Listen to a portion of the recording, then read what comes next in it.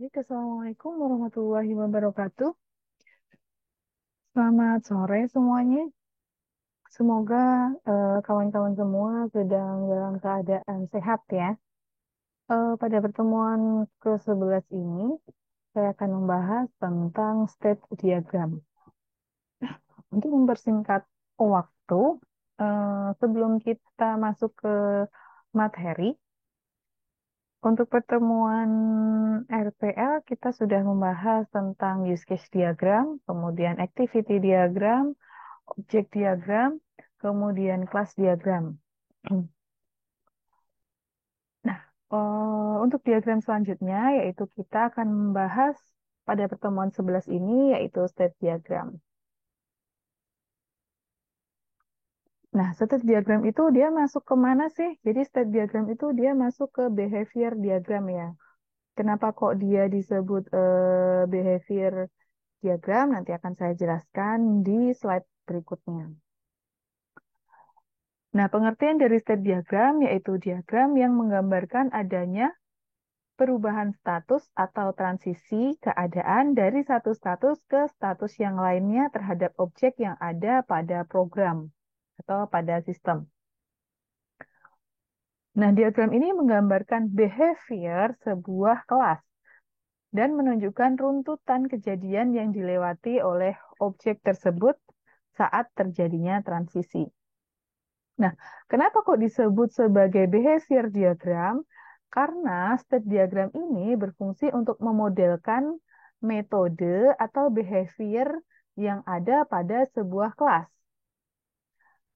atau objek untuk menunjukkan urutan kejadian atau status yang dilewati sebuah objek. Transisi dari status ke status yang lainnya. Nah, state diagram ini digunakan untuk membuat model dari behavior atau metode kelas maupun objek. Setelah itu akan dibuatkan sebuah urutan dari kejadian status yang telah dilewati oleh objek tersebut, termasuk transisi antara satu status ke status yang lainnya. Nah, setiap state diagram tadi hanya boleh memiliki satu start state, ya, dan boleh memiliki satu atau lebih dari stop state, final state, yang sering kita sebutnya yaitu final state.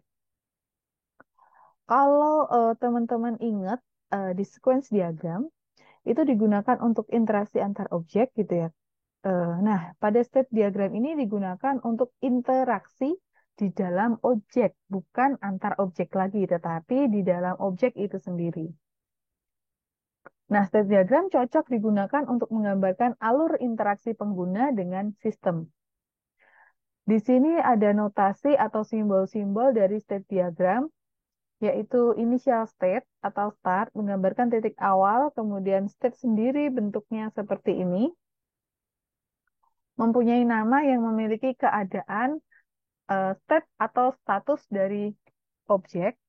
Kemudian, state atau status ini merupakan keadaan yang terjadi pada sistem setelah event dijalankan. Dan state dapat berubah jika ada event yang memicu perubahan tersebut. Kemudian, notasi yang ketiga yaitu event menggambarkan kegiatan yang menyebabkan berubahnya status dan sesuatu yang memicu perubahan dalam keadaan sistem. Kemudian final state menggambarkan titik akhir dari kejadian dalam suatu state diagram. Yang kelima adalah guard. Guard itu merupakan syarat transisi yang bersangkutan. Nanti contohnya seperti apa nanti akan kita bahas di studi kasus slide selanjutnya ya. Nah, di sini ada pengenalan state diagram. Jadi state diagram itu ada start state, kemudian state yang pertama atau status pertama, kemudian ketika terjadi sebuah event, dia akan merubah menjadi status yang kedua. Tuh. Kemudian bisa juga state berubah menjadi state ketiga ketika eh, dikenai atau event yang selanjutnya. Setelah itu bisa berubah dari event status kedua ini kembali lagi ke status kedua jika ada event yang memicunya gitu. Setelah itu bisa langsung keluar. Nah, ini untuk pengenalan dasarnya state diagram. Nah, kemudian kita masuk ke contoh state diagram. Yang pertama, saya ingin membuat state upload produk. Mungkin di sana dari kelas produk di situ ada behavior atau ada metode yaitu upload produk gitu ya. Kemudian saya akan membuatnya di sini dari start, kemudian menginput data produk, kemudian produknya terupload. Setelah itu menyimpan data produk dan produknya tersimpan. Kemudian end. Sistem diawali dengan admin menginput data produk, kemudian status akan berubah menjadi produk terupload ya kan. Kemudian setelah itu yang kedua, admin menyimpan data produk dan sistem akan merespon dengan laporan produk tersimpan. Seperti itu. Ini contoh simpelnya gitu. Contoh simpel state diagram untuk mengupload sebuah produk. Kemudian, oh oke, state diagram ini bisa menggunakan referensi dari kelas diagram ya. Dari kelas diagram itu kan ada behavior atau metode ya. Nah, dari sana kita bisa membuat menjadi referensi untuk membuat state diagram seperti itu. Nah, kemudian ini ada state diagram untuk pemesanan. Nah, di sini ada sistem diawali dengan membuat pesanan, kemudian pesanan dibuat, setelah itu data pesanan berhasil dibuat, pelanggan masih bisa melakukan pembatalan pesanan ya. Pembatalan pesanan, kemudian setelah dibatalkan baru selesai ke sini. Jadi di sini setelah pesanan dibuat ini ada dua alternatif, yaitu langsung pengemasan atau mau membatalkan pesanan. Kalau mau membatalkan pesanan berarti dia masuk ke status pembatalan, kemudian selesai.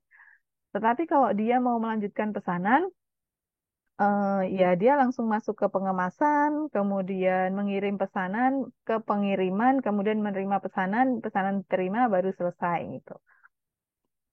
Nah, kemudian contoh state diagram yang lain yaitu, nah di sini saya akan menjelaskan GORD itu di mana sih gitu. Di sini ada state diagram untuk perawatan pasien dari pasien masuk rumah sakit, kan masuk ya statusnya masuk. Boleh ini dicantumkan, boleh tidak ya. Tergantung sistem Anda, kebutuhan sistem Anda seperti apa. Kemudian daftar, setelah itu diterima kan. Setelah diterima, ketika dia didiagnosis sehat, tadi kan syarat ya, ketika diagnosanya sehat, sehingga di sini dikasih simbol guard ya. Setelah diagnosanya sehat, kemudian dia bisa keluar gitu.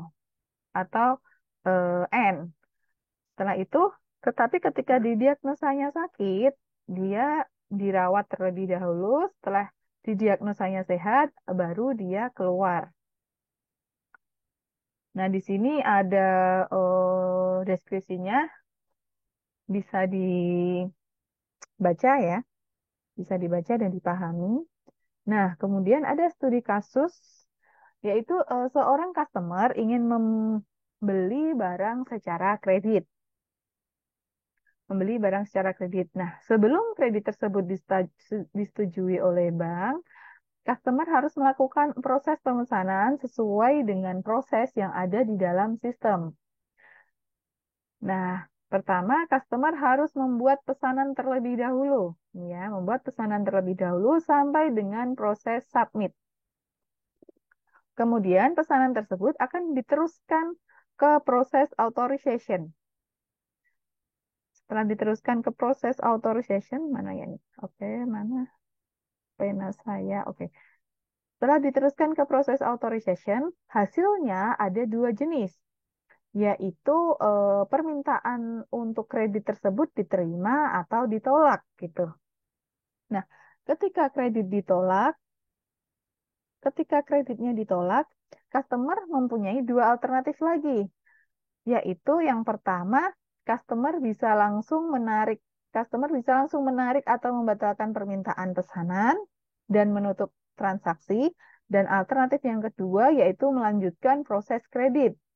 dengan cara customer mengubah pemesanan dengan data yang terbaru yang direvisi. Kemudian lanjut lagi ke proses, kembali lagi ke authorization ulang ya. Nah, jika perizinan kredit tadi diterima atau di-approve, maka pesanan akan dilanjutkan ke proses pengiriman barang. Setelah proses pengiriman barang, customer menerima barang kan? Nah, setelah itu baru proses pemesanan ditutup. Biasa. Seperti itu ya. Nah, buatlah state diagram dari kasus di atas. Nah, di sini saya sudah membuatkan state diagram dari kasus tadi gitu ya. Yang pertama tadi kan sistem diawali dengan customer membuat pesanan ini ya, membuat request pesanan, kemudian statusnya in process, kemudian dia submit pesanan, statusnya berubah menjadi ordered ya kan, ordered. Kemudian perizinan kredit dulu, melakukan proses perizinan kredit. Nah, dari sini akan kelihatan guard-nya, authorization-nya di-approve atau di-deny. Nah, kalau di-approve, dia langsung melanjutkan tahap berikutnya. Ya, kemudian ketika dia di-deny, statusnya kan deny ya. Dia bisa menarik kembali pesanan. Jadi kita nggak jadi pesan langsung keluar gitu ya. Atau bisa juga pelanggan mengubah pesanan dengan yang direvisi. Kira-kira tadi deny-nya itu alasannya apa kan gitu ya. Kemudian direvisi, kemudian diproses ulang. Diproses ulang ke sini setelah di-approve, kemudian pesanan dikirim ke pelanggan. Pesanan dikirim ke pelanggan ya setelah di-approve, kemudian statusnya pledge gitu ya. Kemudian dikirim ke pelanggan. Setelah itu pengirimannya, setelah pelanggan menerima pengiriman, receive, baru pesanan ditutup, selesai. Nah, seperti itu. Sangat simpel ya. Jadi bisa melibatkan dua diagram, yaitu kelas diagram bisa menjadi referensi dan activity diagram di sini. Gitu. Oke, buatlah state diagram berdasarkan judul project Anda masing-masing sebagai tugas ke-11 Anda. Oh, setelah itu submit seperti biasa di Google Classroom. Dan jika ada pertanyaan bisa langsung ke WA Group ya. Oke, Alhamdulillah sekian dari saya. Semoga apa yang telah saya sampaikan bisa bermanfaat. Assalamualaikum warahmatullahi wabarakatuh.